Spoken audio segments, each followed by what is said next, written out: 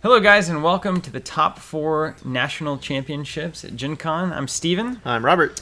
And we're going to talk you through this. We've got Denny playing on the left and Justin playing on the right. That's Denny Early on the left, Justin Kopinski on the right.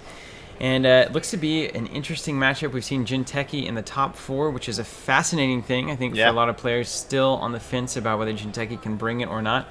Andy also in the top 4, not terribly surprising. A lot of players preferring Andy to Gabe, and you can understand why. There's a lot of good reasons for it. That 9-card hand that we're staring at on the left there it's huge. Is a pretty good reason. I've got some particular maybe insight into this because I played Justin in the preliminary rounds. Nice. And went 2-2, beat his Jinteki, lost to his runner, which is just incredible. You'll get to see that in the next game. And then also played Denny in the top 32. He is the one who dropped me out of the top 32. So I am fairly familiar with his decks, and we had a very close game. It was a fantastic match. And so we'll actually see how these guys go. Now, Justin's a very quick player, so keep your eyes open. We've got an install. And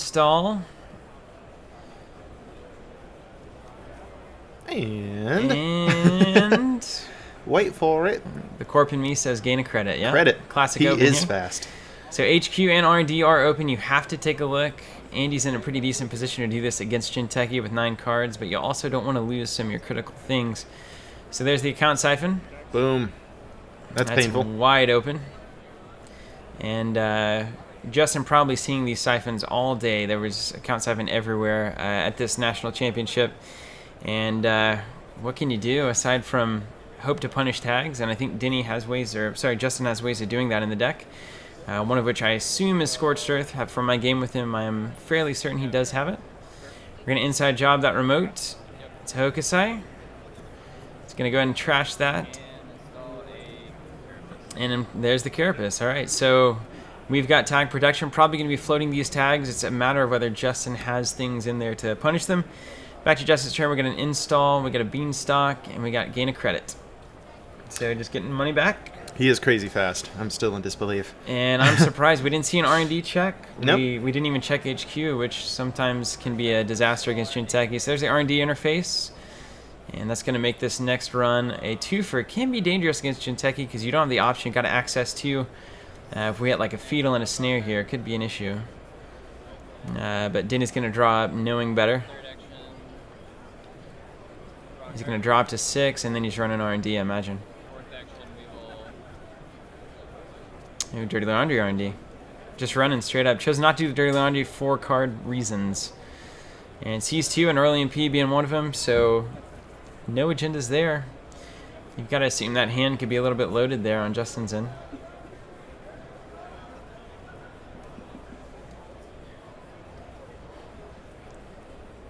First action install for 1.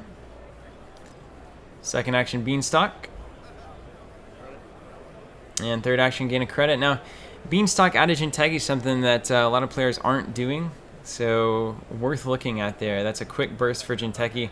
Allows you to have access to your snares pretty much at any point, so it's a good play for sure. I like that splash. Quality time on Andy's in there.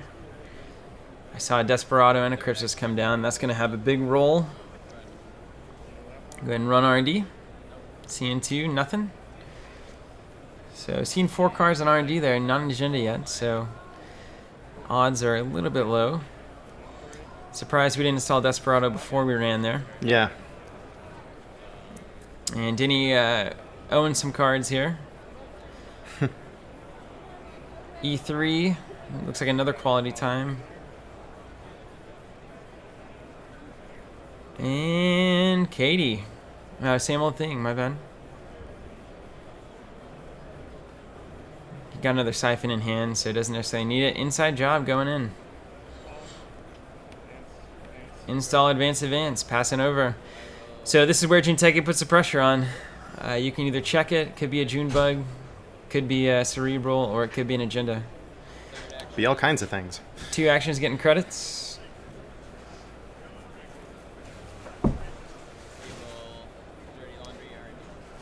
Dirty Laundry R&D here. CN2, still no scores. You've got to assume that chances of that being an agenda down there are pretty high.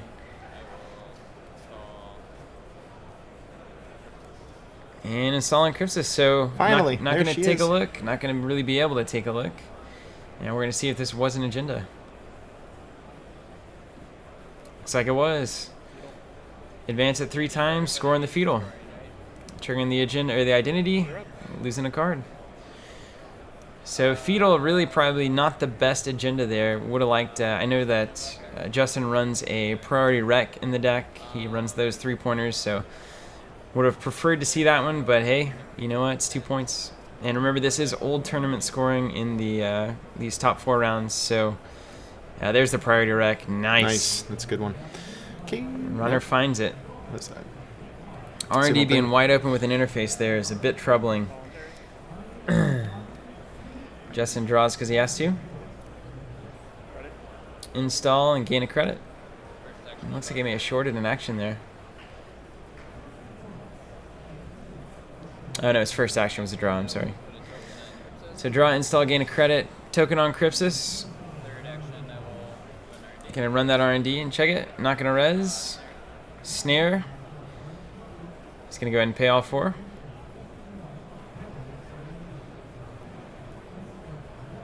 Taking 3 there. And if this is a fetal, this is gonna be a disaster for Denny here. Yep. And it's a score. Wow, so close. Very nice. Last action draw. So if we have 2 neural EMPs, this could be the game here. Even a... no, just going to gain some credits. So 1 short. You got lucky. Couldn't have paid for him anyway. Yeah. Often the issue with snares, and this is why Beanstalk, I think, is a really cool splash into this Jinteki deck. Yeah. Checking the deck, seeing a Scorched Earth, and scoring Aguila Hands, taking 1. And Andy just really on top of R&D here, and this is where Jinteki can struggle. Mandatory draw, and without that Plascrete, we'd have a much different game here. So credit hedge fund for Jinteki here. We'll see if we actually get some ice res on R&D. First action data sucker. And then run an archives 3 times, 3 Desperado credits and 3 data sucker tokens. Go ahead and loading that out. That's pretty decent economy there for nothing. Yeah, no kidding. Back over to Justin here. This is a really good board on Andy's side to deal with Jinteki. You've got Crypsis and data suckers. The Jinteki ice isn't really anything to be terribly scared of cost-wise.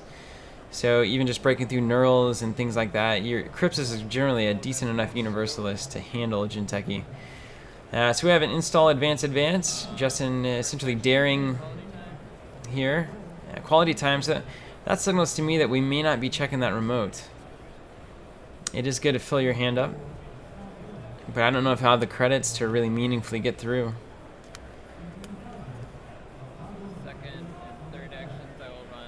Running archives twice, so essentially has gained 4 there.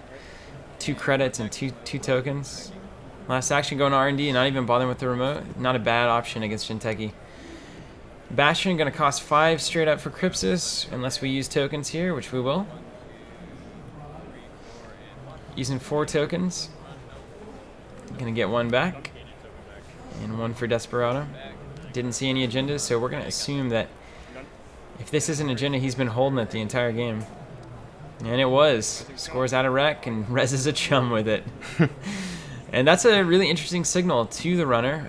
It's saying probably that 1 cost is the highest res cost ice out right now, which means you might see a pop-up window over HQ, maybe even a data mine over HQ and in that remote. Chum and a data mine's a favorite. Chum and a pop-up's also a favorite.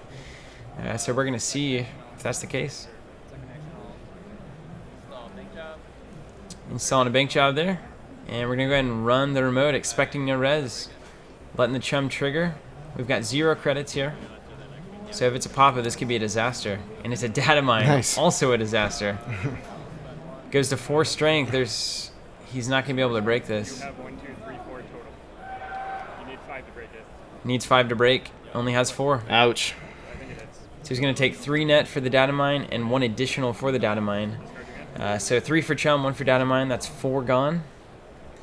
Hand is discarded. Go and gains the bank job credits and draws a card. Again, we're in a situation where if we had money, Jinteki could really threaten. Just going to gain 3 and pass it over. So it's 2 actions to draw. Run R&D. It's going to spin all 5. Not worrying with the data sucker. Access will get a data sucker token and a credit. And we're seeing 2. Nope.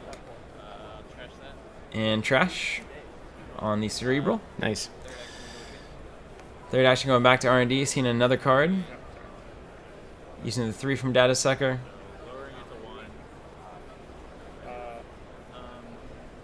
Sorry, at this point you called it. That's fine. But you just on the run. Yeah, sure. He's just going to end the run. So there's a mistake. Not having a virus counter on Crypts it's a mistake that actually I also made on the day, and it's easy to do when you're just kind of in the zone. So he just has to eat a wasted action there. That's too bad. We'll forget that again, I'm sure. Yeah, first action Crypts us up, yeah. Drawing. Third action, he's going to run R&D. And I imagine as long as this keeps up, I see Andy winning this game. There's really no good way to stop the R&D assault here. Yeah. And we're trashing another Cerebral, which gives another look at R&D if we want it. And Justin drawing a card. Install credit. Now that's an interesting situation. An install card, you pretty much know what they are by now, unless Justin's been holding 4 or 5 agendas in hand from the start. So could be a brain trust or something, and that's a scary proposition. I don't know if you check it or not. We're going back to R&D. 1, 2. And Snare. we're seeing a snare. Can't be triggered. That was the second action, right? Oh, no, he does have the credits, yeah. So taking 4. We're taking 3 in a tag.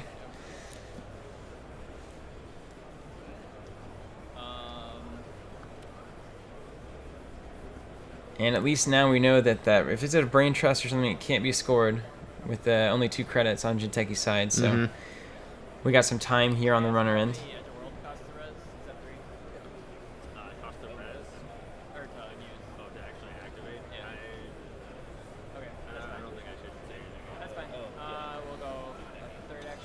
Third action getting a token on Crypsis. Last action gonna go and run the remote. Only 1 card in hand. Pretty scary thing here. It's a risk. It's a big risk. Yeah, really couldn't be terribly much of that credit spread. So I would still be worried there about just random. Yeah, you just never really for know. sure. All right, install credit. First action draw, second action draw. Classic Jinteki opposition. Yeah. Got to build it back up. And checking out how many snares are in the archives. I believe we've seen all 3. Yeah. Mostly just how many snares I did. 3 snares, 2 cerebrals. Haven't seen a June bug yet, but not mattering right now. Nothing's advanced. Third action draw. I imagine last action we'll probably take a look at R&D. You can go ahead and see the remote. So taking the data mine for 1. Chum's doing nothing. And there's the false lead, so that's the game. Scored. All right, so wow, Justin sent on a lot of agendas up front there, Yeah, and no still kidding. managing to get to 5 points. So we're gonna go to game 2, guys, and with scoring 5 points at Jinteki, I think that's pretty solid. We're gonna see if Justin's Ottoman-based runner can actually win the game before Denny scores 5 points or flatlines. And so we'll see how that turns out. Thanks for watching, and we're gonna move right on to game 2. Now, you can see the graph here of what's going on. It's pretty cool to show the credit spreads here. How Andy has a high curve up front and then actually flatlined pretty well until that bank job hit. And Jinteki credits actually just being about where you expect him, never getting over 10, constantly playing more or less by the seat of your pants there with Jinteki. Hitting a huge spread of agendas there right in the middle, and that helped Andy out significantly, but that priority rec at the end there for Jinteki was pretty significant.